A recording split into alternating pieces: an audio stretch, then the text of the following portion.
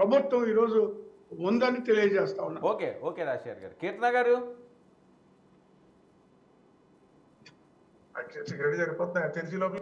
కీర్తన గారు వినిపిస్తుందా? హలో వర్మ గారు. సార్ నమస్తే, చెప్పండి. ఓకే ఓకే వర్మ గారు, వచ్చేది మన ప్రభుత్వమే.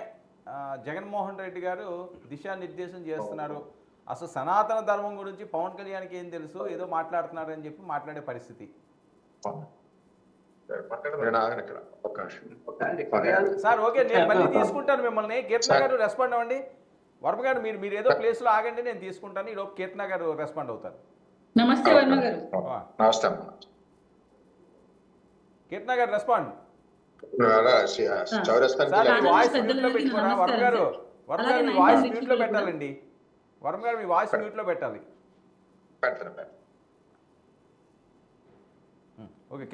పెద్దలకి అలాగే 99 వీక్షకులకు నమస్కారము.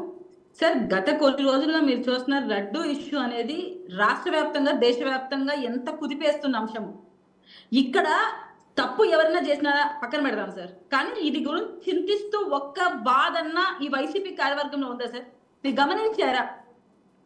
కనీసం ఒక నమ్మకాన్ని కోల్పోయే విధంగా ఒక ధార్మిక సంస్థలో అందరం ఎంతో గౌరవించే స్వామివారి ప్రసాదం కల్తీ అయ్యింది. సో అది ఎవరైనా చేసి ఉండొచ్చు గాక, కానీ ఇది కల్తీ అయ్యింది అన్న ఆవేదన కానీ బాధ కానీ సదరు వైసీపీ కార్యవర్గంలో కానీ గత ప్రభుత్వపు సీఎంలో కానీ గత ప్రభుత్వ పెద్దల్లో కానీ ఉందా? ఇప్పటికి కూడా రాంగ్ స్టేట్మెంట్ పాస్ చేస్తూ పర్సనల్ గా టార్గెట్ చేస్తూ రాజకీయ కోణంలోకి మార్చుకుపోవాలి, రాజకీయ కోణంలో తీసుకుపోవాలి అంటున్నారు. కానీ ఎవరు తప్పు చేసినా శిక్షలు వేయాల్సిందే అనే మాట లేదు. గత పాలక మండలిలో ఉన్న చైర్మన్లు కూడా రోజుకొక మాట మారుస్తూ పోతున్నారు. ఎస్పెషల్లీ ఆయన ధర్మారెడ్డి గారు అయితే కనపడటం లేదు.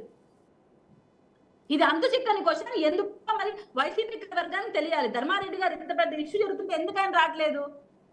ఎక్కడికి వెళ్ళాడు? పర్సనల్ టార్గెట్ చేస్తూ ఎందుకు మాట్లాడుతున్నారు? గత ప్రభుత్వంలో ఉన్న పాలక మండలి చైర్మన్ కరుణాకర్ రెడ్డి గారు పవన్ కళ్యాణ్ గారిని వ్యక్తిగతంగా టార్గెట్ చేసిన అవసరం ఎందుకు వచ్చింది? అండ్ వన్ మోర్ థింగ్ ఏంటంటే, కోర్టులో ఉన్న అంశాన్ని వీళ్ళే ఎలా మొట్టికాయలేసింది అని చెప్తారు. 32 కేసుల్లో ముద్దాయిగా ఉన్న జగన్మోహన్ రెడ్డి గారు బెయిల్ తీసుకొని తిరుగుతున్నాడు. అలా ఆయన కూడా అది నిరూపణ కాకుండా మేము కూడా ఆయన 32 కేసుల్లో దోషిని చెప్పి ప్రకటించమంటారా? కోర్టులో కేసు జరుగుతోంది, మా ఎవిడెన్స్లు మేము ఇస్తున్నాము, మీ ఎవిడెన్స్లు మీరు పెడుతున్నారు. ఇంకా జడ్జిమెంట్ రాలేదు కదా, మీరు ఎలా దాన్ని ఒక తాకు తట్టి మొట్టికాలేసిందని అంటారు ఐసీపీ అధికార ప్రతినిధి గారు? అండ్ వన్ మోర్ థింగ్, మీరు ఇచ్చిన ఒక స్టేట్మెంట్ ఏంటంటే జగన్మోహన్ రెడ్డి గారు తన కార్యవర్గాన్ని చెప్పుకుంటున్నారంట. మీకు బాగా గుర్తుకుందా వర్మ గారు? గతంలో కూడా చెప్పాడు, సింహం సింగిల్ గా వస్తుంది, వై నాట్ 175 అన్నాడు. 151 సీట్ల మీద మొట్టికాయ కొడితే 11 సీట్లకు పడ్డాడు. 151 సీట్ల పైన మొట్టికాయ కొడితే ప్రజలు 11 సీట్ల మీద పడ్డారు సార్. ఇప్పుడు కనుక ఇలాంటి బడాయి మాటలు మాట్లాడితే చివరకు మిగిలేది ఒకటే మిగులుతుంది. 11లో ఒకటే మిగులుతుంది సార్. ఆ ఒకటి జగన్మోహన్ రెడ్డి గారే. ఎందుకు ఆయన కాదండి, మీరు జ్యోతిష్ గురించి చెప్పొచ్చు, కానీ ఆ ఒకటి కూడా ఎందుకు వదలడం, అది కూడా మీరే తీసుకోండి. పార్టీ నేను జ్యోతిషం చెప్పలేదు, మీరు ఇదే డిబేట్ మళ్ళీ రీకాల్ చేసి చూసుకోండి. Why not 175 sir? 175 అది కాదంటే లేదు, మనం చాలా డిబేట్లు చేసాం. 11 నుంచి 1 అంటున్నారు కదా, అది జ్యోతిషమే కదా.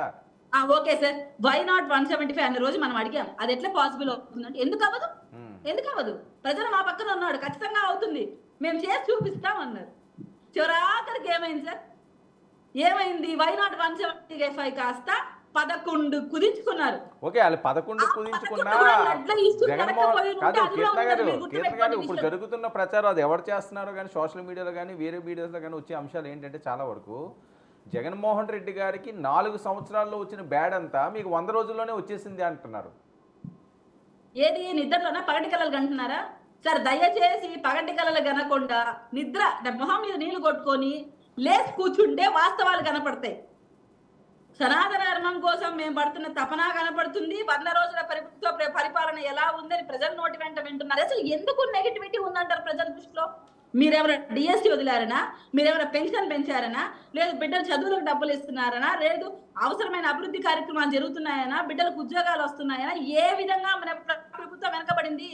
లేదు మీరు చేసిన మద్యపాన నిషేధము, మీరు చెప్పిన మాటలన్నీ మీరు చేయకపోకుండా ఉండే మేము చేయబోతున్నామనా, లేకపోతే Okay. ఏ విధంగా?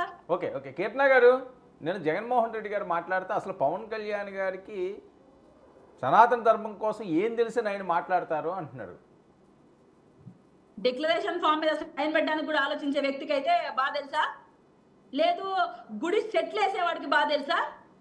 లేదు సనాతన ధర్మాన్ని గౌరవిస్తున్నాన నెపంతో భార్యని కూడా పట్టు వస్త్రాలు ఇప్పించడానికి తీసుకురాలేనంత అసమర్థుడిగా ఉన్న వ్యక్తికి బాగా తెలుసా? ఏం తెలుసు ఆయనకి? ఆయనకు తెలిసిందల్లా డోర్ డెలివరీ చేయించడం, చేసిన వాళ్ళకి చాలా వాళ్ళకి నువ్వు అప్పడం. కొద్దిగా మర్యాదగా మాట్లాడితే మంచిదండి దేవుడా. నువ్వు కొద్దిగా నోరు ఎక్కువ ఉంది దేవుడికి, నోరు తగ్గించుకోమని చెప్పండి. మేము అడిగా మా క్వశ్చన్ ఎవరు అడిగారు సార్? సనాతన ధర్మం గురించి పవన్ కళ్యాణ్ గారికి తెలియదని ఎవరు చెప్పారు? మేము చెప్పామా? జగన్మోహన్ రెడ్డి గారు చెప్పారు కదా, మరి జగన్మోహన్ రెడ్డి గారికి వెళ్ళి చెప్పండి ఆ మాట. ఎందుకన్నారు సార్ ఆ మాట అని మీరు అడగండి. సనాతన ధర్మం గురించి గౌరవించే వ్యక్తి ఒక్క నిమిషం అయితే సార్. అమ్మ భారతి గారు మీరు ఒక్క నిమిషం రావాలి. సార్. ఉండండి సార్, మీ టైం నేను మాట్లాడలేదు.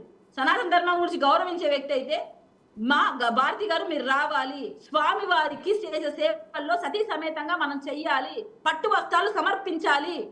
ఇది సనాతన ధర్మాన్ని మనం గౌరవిస్తున్న ఒక సీఎం గా నేను చేయాల్సిన వ్యక్తిని, నాకు అన్ని ధర్మాలు ఒక్కటే అని జగన్మోహన్ రెడ్డి గారు Okay. వాళ్ళ వైఫ్ ని కన్విన్స్ చేయాలి.